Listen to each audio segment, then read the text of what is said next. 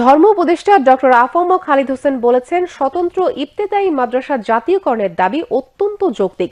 আজ বিকেলে জাতীয় প্রেসক্লাব মিলনায়তনে স্বতন্ত্র ইবতেদায়ী মাদ্রাসা শিক্ষক ফোরাম আয়োজিত বৈষম্যের শিকার স্বতন্ত্র ইবতেদায়ী মাদ্রাসা উত্তরণের পথ শীর্ষক আলোচনা সভায় প্রধান অতিথির বক্তৃতায় তিনি একথা বলেন। ধর্ম উপদেষ্টা বলেন, বিগত সরকার ইসলামী শিক্ষাকে সংকুচিত করার সর্বাত্মক চেষ্টা চালিয়েছে। বৃহত্তর মুসলিম জনগোষ্ঠীর এই দেশে ইসলাম সহ সকল ধর্মশিক্ষার সমান অগ্রাধিকার থাকবে।